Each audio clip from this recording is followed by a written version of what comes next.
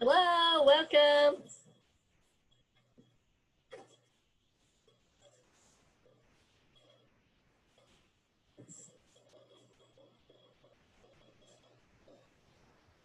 Hi.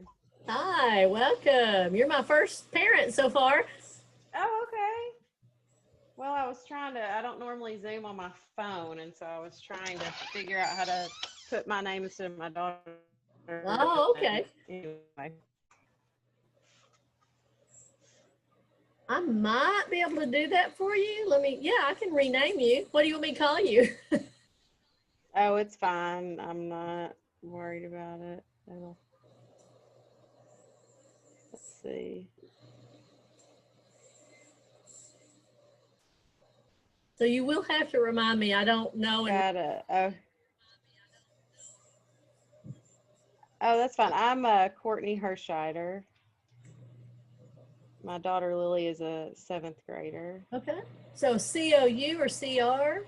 COR? I'm changing it right now. Oh, okay. There we go. And we've got another one coming. There.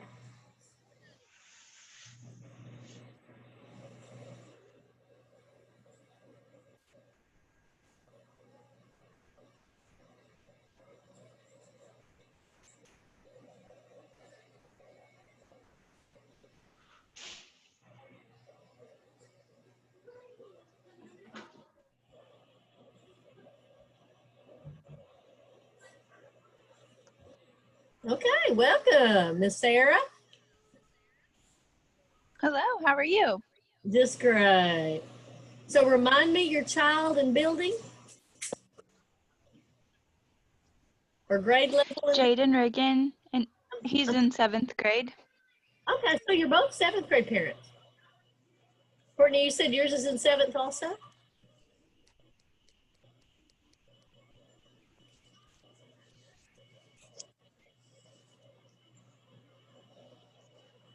So I'm not sure how long we'll wait for other people to show up. I know one parent said she just, can't work. And so I may have to figure out a nighttime one at some point. But I have on our little agenda celebrations initially. Let me make sure. So I don't know if y'all access see that. I'm sorry, I missed that. That's okay. And I'm hoping it pings at me when people show up for the Zoom.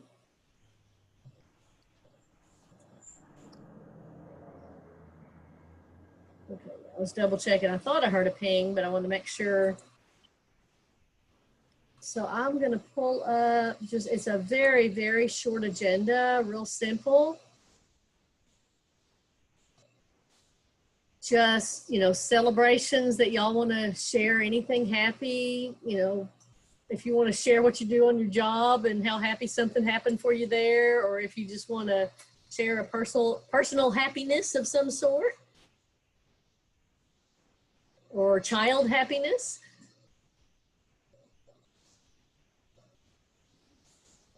I've allowed for a full 10 minutes of that. What I can just say that is, I think, happy for me in my position, and I have a child in 8th grade, and we have decided in GT to do something called Think Law that I shared at our last meeting. And I have heard lots of happiness about how that's working. The students love it, that the parents that know about it like it. My son actually jumped in the car one day and was telling me something, like he never tells me about happy stuff at school. And he told me, oh, well, we did. And he described this thing. And I went, yeah, that's Think Law. I'm so glad. I knew what it was. So it was the happy thing. You were doing stuff with enrichment at your middle school with Miss Holmes. He's doing homework. So yeah, he was like, what? Yeah. So Miss Holmes, supports 7th and 8th, and she's doing a lot of the Think Law things with them. And at least from Ben's perspective, my child's perspective, he's loving it.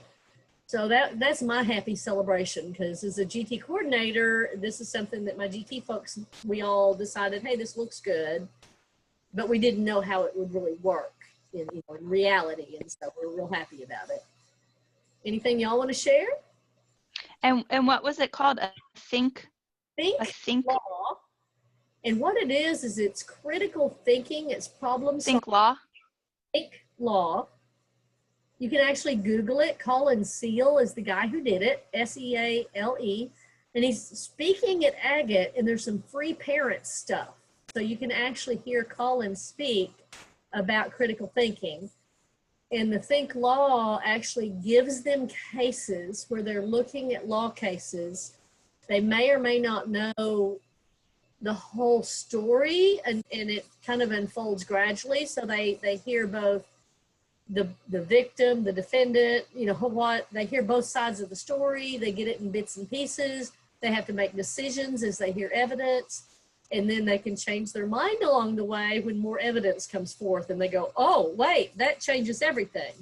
And then once a decision is made, how would that affect other decisions that would be similar to it? So for the little ones, like for kindergarten and the like, it can be something as simple as Goldilocks and the Three Bears, and what would that look like if the Three Bears sued Goldilocks for breaking and entering, or somehow, I don't know, Goldilocks sues them for something. But he has a whole curriculum and programs and activities for the students to do where it walks them through the process. And again, critical thinking of how would I feel if. One of the cases is actually, and he uses a lot of real cases, one of them is a situation before the days when it said the coffee's hot, don't drink it, or be careful, content's hot. Before that was there and labeled, McDonald's had a lawsuit from a woman whose their hot coffee spilled and burned her. And so they get that case and then discuss that, and how was the car moving at the time? Was it not moving? Were they sitting still? Did she have the lid on the cup? They talk about all those things. So it's really fascinating. But do y'all have any happy things to share?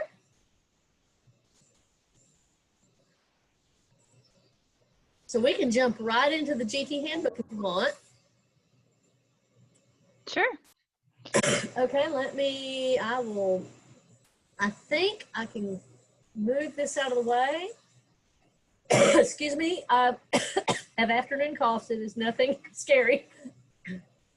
Okay, so it said, I closed that window, so it did not allow me, when I moved it, it went away. So I'm gonna have to share it again. I'm sharing a different screen. So what I wanna do, screen 2, I'm gonna move us open. Okay, I'm going to share the web page so you can actually see on our web page how to find the GT stuff. Are y'all familiar with that? Do you know how to find GT? Sarah? I don't know that I've ever looked for the GT items on the website. I don't know. I find it hard to search on the school district website. I don't know if it's just me. Okay. Well, Courtney nodded, so she knows where it is, but you can watch me get us there. So when you do menu, it gives you a bunch of stuff, and that's what, makes it more difficult. You go, okay, where is all this stuff? But if you scroll down, there's departments, and I actually have a gifted and talented link. So you can click the gifted and talented and get to my page. And then I have a variety of things on there that are clickable. AP information and the like for as your child approaches high school, even links to AP course descriptions and links to colleges.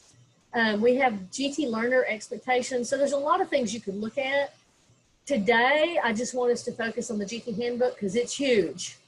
And you're my parent committee or part of the committee. I want feedback. What do parents, when you look at this GT Handbook, is it complicated? It's as big as it kind of has to be for all the stuff that I have to have in a handbook according to the State Department standards. So saying this is what we're doing. But there are things we can tweak or make it user-friendly or make it better. So this is our new and revised handbook with our new superintendent listed on it. Are you able to see that? Okay. Yeah. And then I've got table of contents, so hopefully you can see a page number, and if you need something very specific, you can go to those page numbers. So while I really do want to know about, what the screening and steps and all are, screening, referrals, and case study, we're going to come back at the end of today's meeting and look at this definition, rationale, vision, and mission. So we'll look at that last just to get some feedback from you guys. I've got the old board members right now. That's going to be updated very soon because they just had that lovely election. This is actually off our webpage. When you go to the webpage and you do menu, actually I could probably do, staff. So menu and staff from the main page, it gives you that page. So it gives you all of those people. I just did the main central office people. It also gives you all the principals and all the buildings. So that gives you principals. If you want specifically the North Little Rock Middle School, you have to go to sites. Sorry about that. You go to sites and you can go to the middle school. And then when you click staff, you would get the middle school staff. So you can find those people. So in my handbook, I've just put the central office and the principals. And then it gives you the link, of course, to the main page. And then we have a philosophy. I've got Quest. And then over here is there's a thing called AP Capstone that I would be glad to share with y'all at some point, or you can email me questions about it.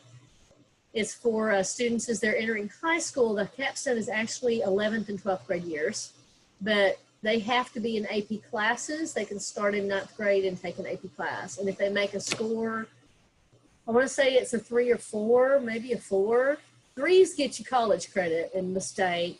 I think they have to have a certain number of 4s to be in the AP Capstone program for it. There's so many classes that have so many, you have to have these scores for this many classes, plus AP Seminar and AP Research. So that's that. So then we have program goals on this page, and it's kind of basically what we're hoping for students to get out of the program. Things just like self-concept, interpersonal relations, decision-making, leadership, personal growth, kind of what we hope a student can do by the time they're done. And then we've recently, within the past few years, threw in these 21st century skills. Of course, now with the pandemic, that's even more, everybody's doing the technology stuff these days. And then we have definitions. So this is the page we'll revisit. I have deleted that vision because that's going to have to change. And then referrals. So this is kind of the beginning of if parents come to the GT Handbook for an explanation. This is the beginning of what's a referral and what does this mean? What's the process and what are the details behind it? Is that too small to read? I don't know how. I know it's small. I've got it pulled up on my computer too. Oh, okay. So you can see it better.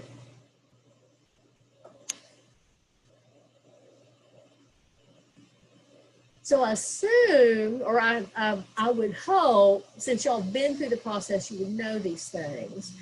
What I found out from parent surveys is that's not always the case. I had to sign that piece of paper that gave them permission to test. I had to fill out this one form, but then you may not really be aware of all the other steps that are going on. So how familiar are you both with the steps that happen when your child was placed? I'm sorry. I'm on my phone because I've got a house full of kids right now. So yeah, other than what their classroom teacher shared with me just kind of during the process, but that was several years ago. So I'm not, what are you really wanting parents to know that they're not understanding, I guess would be my question. Well, and it's not necessarily, they have to know all of this information.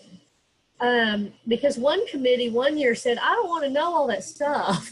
It's just, I want to know what I need to do, how I can, let how do I refer a child?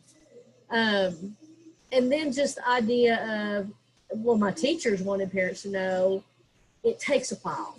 Be patient with us. We've got to try to test them. We've got, so Yeah. that's in that letter, trying to, it may take a little while. Yeah. Be patient with us, please. I think that was communicated well.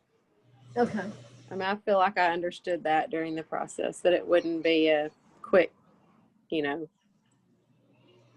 Right. and that there was a lot involved to being placed. It wasn't just looking at one thing in each child kind of deal. That was pretty clear, made clear to us.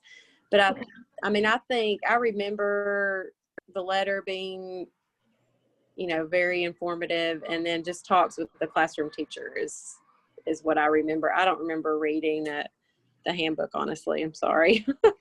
That's fine. And I think from surveys, I've kind of figured that out, that parents really aren't. The handbook's there in case somebody needs it. And there's a parent that, like, I really want to know all the nitty gritty details, and then we send them to the handbook, so that helps. But again, as far as just, you feel like the letter, what you've had is fine. And then the handbook's here for anybody that needs more details. There's the case study about it being a case study approach, instruments of identification. So this one, we can't, I've got Renzulli scales, I've got that little asterisk beside it. We've actually posted most of this stuff. It's either in the handbook or it's available somewhere. Renzulli is a copyright thing, so we can't actually post that where it's available online. But that's just a form that teachers fill out. It's a checklist. It's called Scales for Learning, but it's like one's on leadership, one's on creativity, and so the teachers fill that one out. But then this just kind of says there's a school ability test. We can look at the achievement tests. So this just lays out, and then creative. There's actually a thing called creative positives we can use. We don't always use it, but we use the Torrance test, which is a creativity test that kind of gives us that information. And then, of course, parent notification. So y'all are familiar with that. And then, of course, there's this identification procedure that decisions you already knew are based on multiple criteria. It's actually a blind screening now, and that happened maybe 5 years ago. I remember at first it was not blind screening, and then there were some concerns that, is that committee, if they know, oh, this is the mayor's child, or this is so-and-so's child, would that accidentally influence them in some way? In general, the case study committee, they're presenting a child from an elementary building, and the rest of the teachers don't know. They don't know who that is. Unless it's the mayor's child, they don't know who that child is. But we try to we're not even going to share names, just in case that name gives them a hint that, oh, I do know that family. We try not to do that. So it's blind screening, and again, that was a decision several years ago. The teachers, actually, the GT facilitators, share that information with classroom teachers, whether the child is placed or not, because we're gathering data, and that might help inform that teacher of how to meet the needs of the child. So we share all that information with the classroom. And then, how are we going to meet the needs of the child? And then this is more of these very specific steps to lay it out and make it. The other was more like explaining it, but this is the steps so that it's clearer to parents that like the little bullet list. And like when kind of in the order they occur. So the referrals, and then these lovely GP, we have numbers for everything. So if you see a number at the bottom of something, you would see the GP7 as a parent letter, and it's in that bottom corner.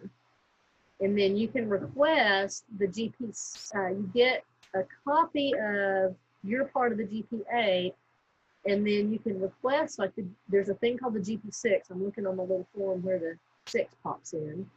But the GP6 is where we put all of the data. Oh, here it is. It's up here, number 5. And so that's when we document everything.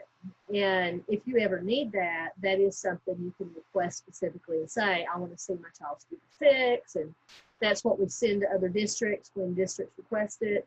We ask for that type of thing from other districts, but they don't call theirs the GT6. You know, they have their version of it. We ask for data. So between districts, and especially out of state people, we have to have information from out of state. In state, they're already coded in our computer system. So that kind of helps us for in-state students. And of course, we have various copies. So there's copies of some things at the building and copies of other things that I keep at my office. So I have all the tests because those are secure documents. And then the case study looks at all that data. So that's all kind of been said. Now there's a parent appeal. This is something that parents have given input on over the years of what's this look like? How would it help me? What can I do about it? So we have the GT facilitator at the building meets with the parent, can meet. So that letter y'all get says, do you want to meet or not? Whether you're placed or not. That was a decision a committee made, I think about 3 years ago, parent committee. Several parents said, we were forcing parents to have a conference and they didn't know was my child placed or not. And they were forced to have that conference, meet and find out the good or bad news. And GT facilitators had to have Kleenex boxes in their room. And if parents got the bad news, they were crying. And and the parent was like, don't do that to us. Send me the letter that tells me in the mail at my house and I'll cry at home. And then I'll request the conference to find out the information and why. So that was a parent request one year. Now, oddly enough, either last year or a year before, another parent said, I think you ought to make all parents meet for the conference to find out the yes or no. So I told her, well, a parent another year said no. So I'm just curious what the two of y'all feel about. Should every parent have to meet to find the news, or would you rather get the letter in the mail and then request the conference later? Oh, I think mail is by far better. Okay. So Yeah, I agree. And then if you want more information, you have the option to schedule an in-person or however, not necessarily these days, but right. Schedule a Zoom. Right. Right. Okay, so that at least makes me feel better that when the parents several years ago changed to this version, then the parent that said we ought to all meet, y'all are going to meet. You agree with the other parent that made the changes on this. And then we really do have kind of this annual evaluation for every GT student, but really what it is, it's not like sit down and closely analyze 500 children. I mean, that's almost impossible. What it is the GT facilitators think about how the child is doing. They're aware of the child, how they're doing in the GT room, how they're doing with Quest, or like Ms. Holmes keeps tracks of the 7th and 8th graders. How are they doing? When they hit high school, the AP teachers are aware how are the kids doing. And so if a child is struggling or having issues, then we start looking at them and saying, what do we need to do to support them? What help do they need? And so that's kind of the beginning of what we call a plan of action. Do we need to do something to support this child? And if the plan of action doesn't work, then potentially it could lead to exit procedures. If placement in the gifted program just is no longer appropriate for that child. Ironically enough, I actually helped a child myself because I don't have secondary GT facilitators except for Ms. Holmes at middle school. So when they hit high school, they have their AP teachers or advanced teachers, but they don't really have a GT facilitator to keep track of them. So I kind of check on them. And there was one child that was having issues, and I really went and worked with him personally myself and said, okay, baby, what are we going to do for you? What do you need? He knew very, very clearly what he needed to do as a student And then what he asked for the teacher to help him with. So he had some suggestions, you know, would you work with the teacher and let her know? And so she was working with him as well. And then he even gave me some jobs to do, like looking at colleges and things for him.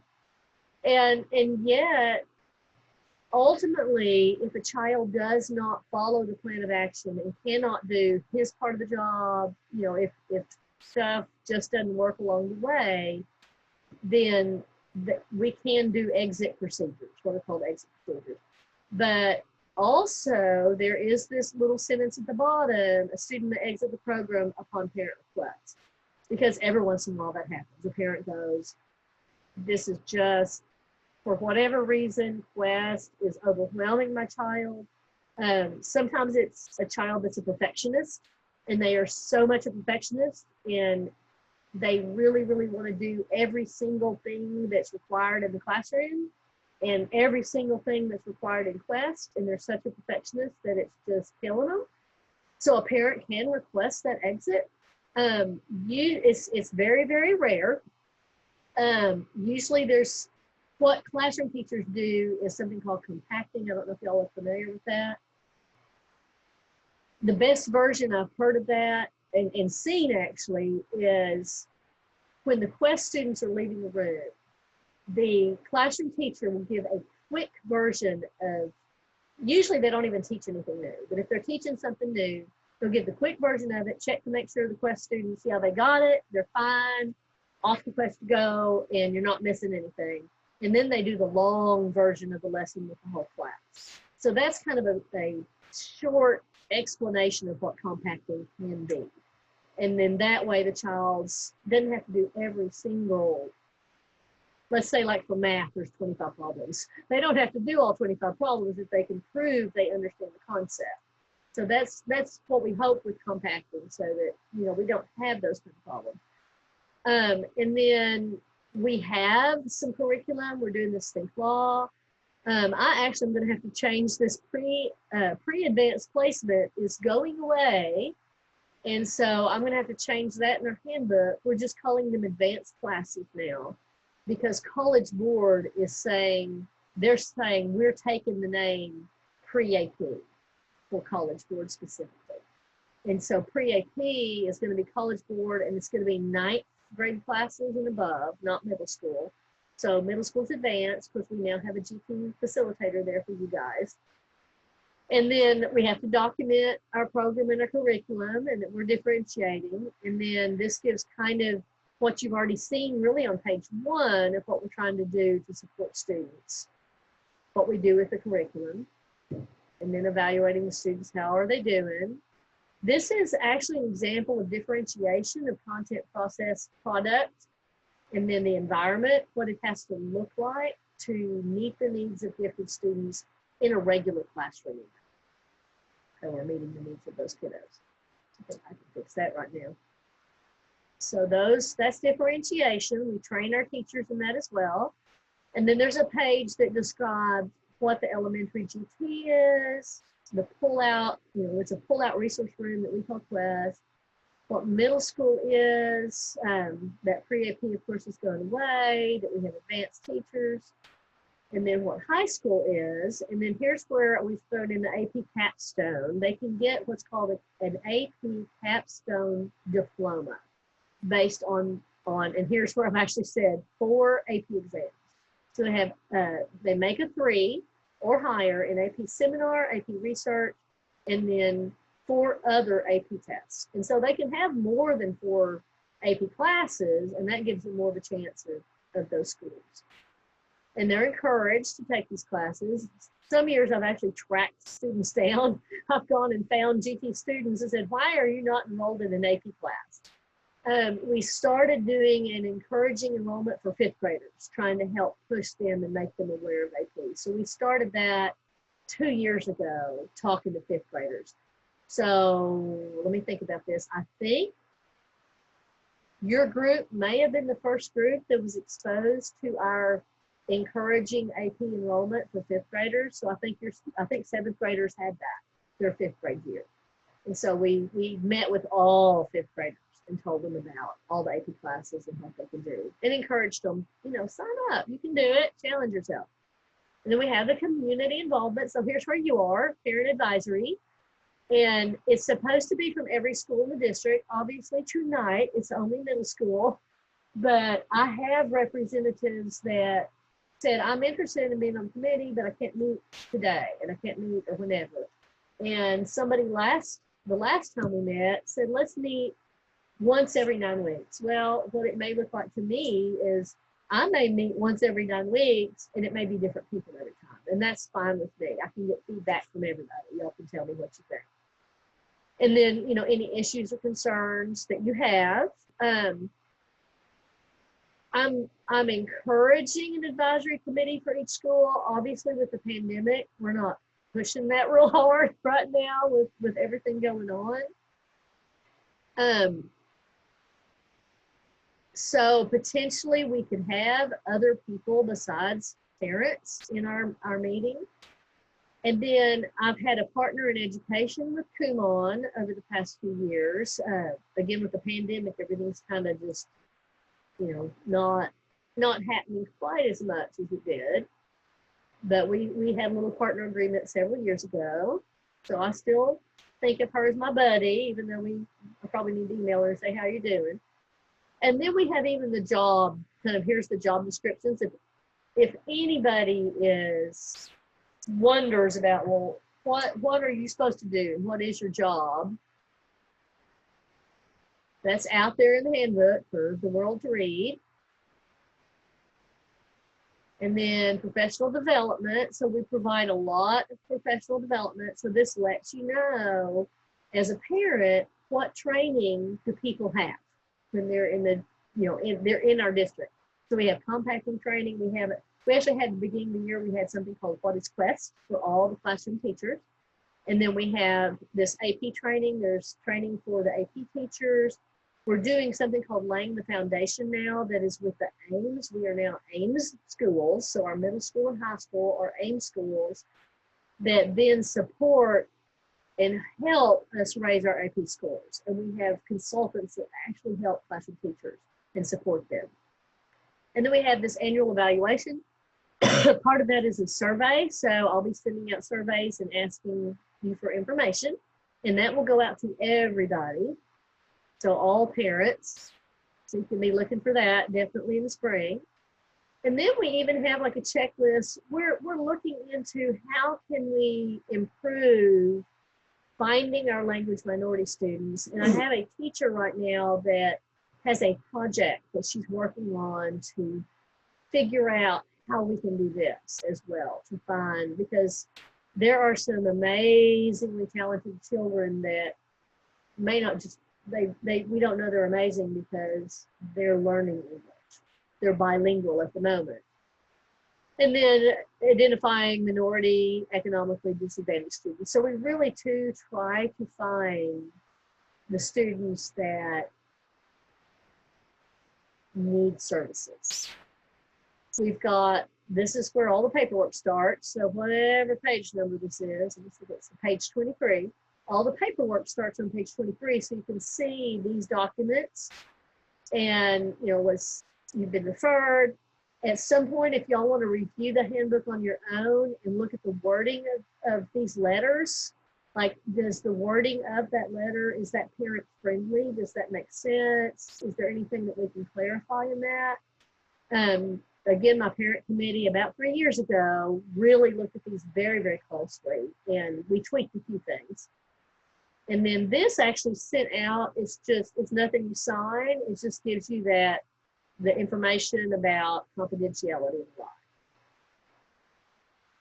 And then again, this is the parent questionnaire. This was another thing parents looked at very, very closely and tweaked some of the questions. So some of the secondary parents saw like a question was like, that is so geared to elementary. We need to like tweak it a little bit.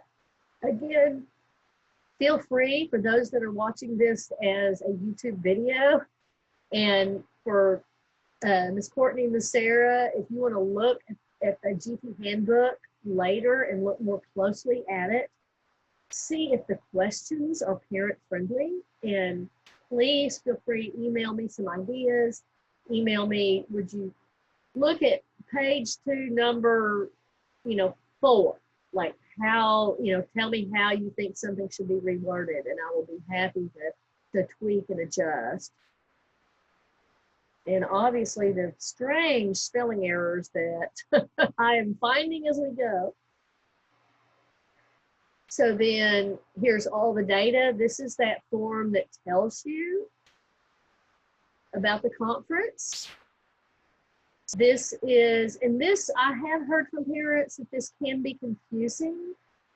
The committee determined that the needs of your child can be met in the regular classroom at this time. And so I think I've had parents say they've had to kind of do a double take on that. Like, oh, wait, met regular, oh, okay. So if you have an idea of how to reword that without just saying, sorry, you didn't make it, don't want to be mean, and like, sorry, you're not in. But if there's a better way to say that, I would be glad, again, because it makes a parent have to think a minute about what does that mean. So then that is the GP7, and then the NP means not placed. And then where you can request the conference or not. And so the same letter for placement,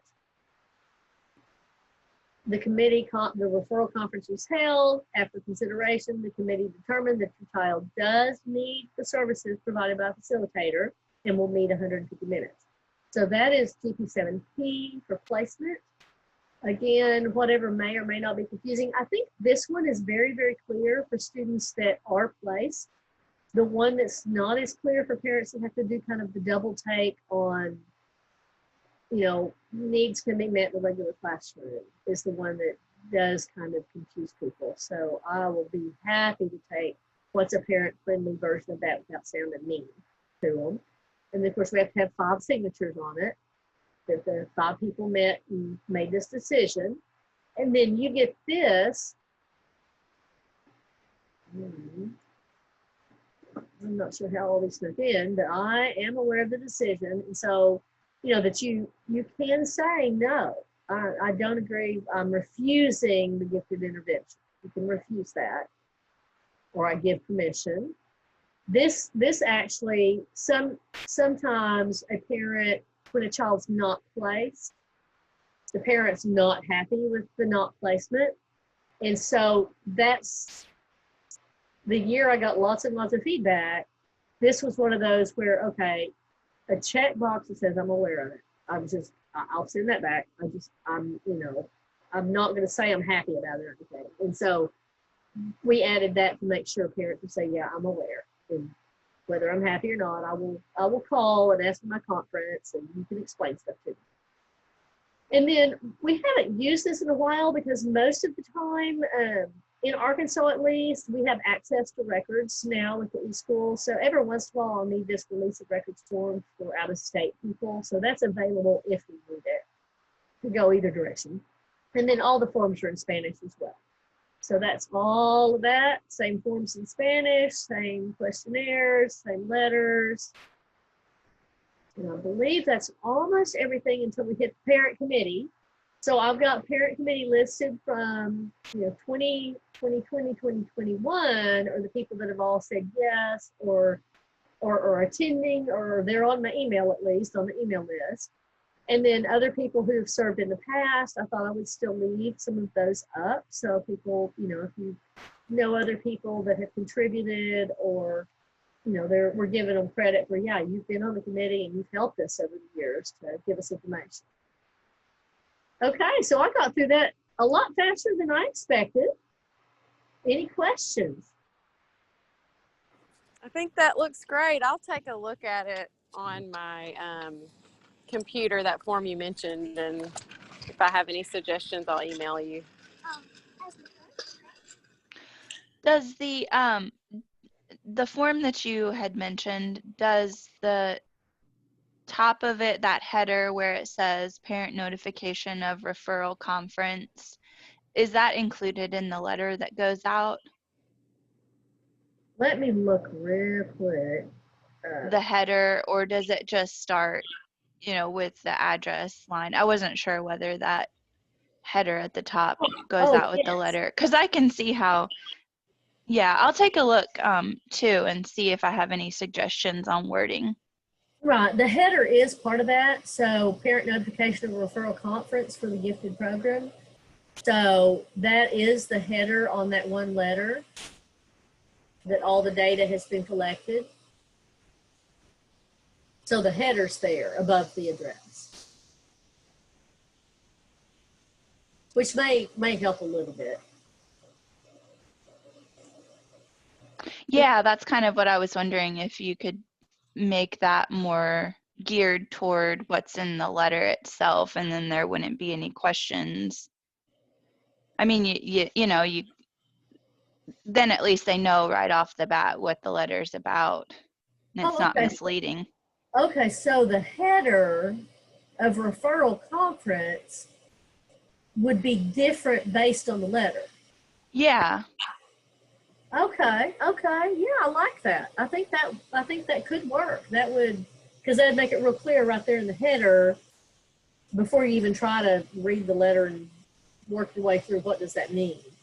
But the phrasing of it, I guess the question would be, I'm still trying to be cautious about the phrasing, like, you know, I don't want to say the header referral conference placement decision, sorry, know that, how to phrase that in a nice way that's still, they don't need gifted services.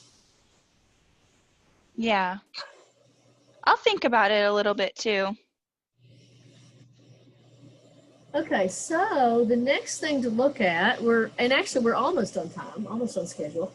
We were going to look at vision the last few minutes of our meeting today, and the vision was world-class challenges for world-class growth. And the district is moving away from the think world-class kind of motto that we've had for several years. Now, they haven't done kind of that visioning, making the decision of, but what's it going to be? What's the new thing going to look like? But we had done ours connected to the Think World Class. And so my GT folks said, well, if it's Think World Class for the district, let's have world-class challenges for world-class growth. If that Think World Class is going away, I would love parent input as far as what a vision should be for our gifted program. Our mission says the North Little Rock Gifted Program will provide challenging experiences and opportunities for the whole child so that each can achieve full potential. Well, then what the vision then is, we want a cute, short little version of saying that in a nice little way that jumps out at people. And so if y'all have any ideas for that, I would love to hear your ideas. You can share now. Or if you need to think about it, sleep on it, and send me an email. Hey, I've got some ideas. Yeah, I'll be happy to think on that too. So for the vision, you're just wanting a statement, kind of like a tagline. Right. Because almost like a little motto. We've got the mission that's, very clear. North Little Rock Gifted Programs will provide challenging experiences and opportunities for the whole child so that each can achieve full potential. So we want that child, because with a gifted child, their full potential is huge. They can really go way out there. But then as a little vision, we want something quick, almost like a little motto that would express that, but moving away again from this world-class idea. Well, what can we say? And my GT facilitators are also going to think about this and try to figure out, well, what does this look like? But I would love parent feedback. Even on the mission, if you think we should reword that or say something in a different way or better, parent-friendly version of the mission.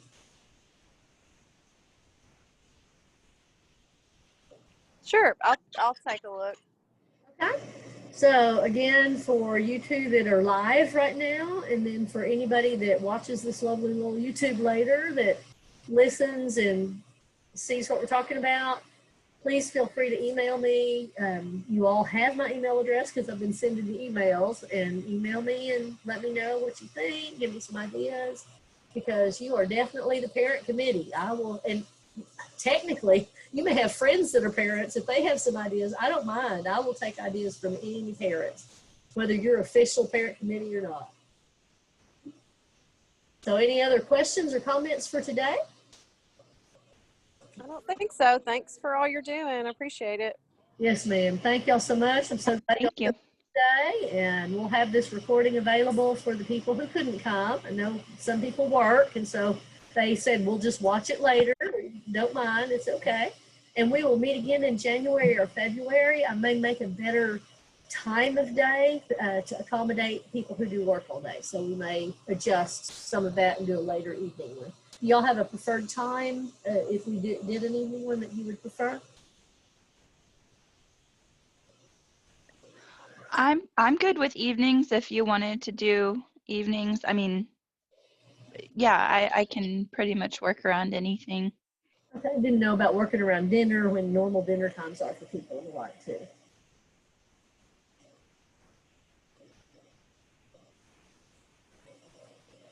Okay, well, thank y'all so much. I appreciate your being with me today. So I wasn't by myself talking to my camera. Got a little feedback, and then y'all have some food for thought to give me feedback later. So I will say goodbye, and y'all have a good night and Merry Christmas. It's coming up. Thank you. Have a good evening. Thank you. Good night. Thank y'all so much.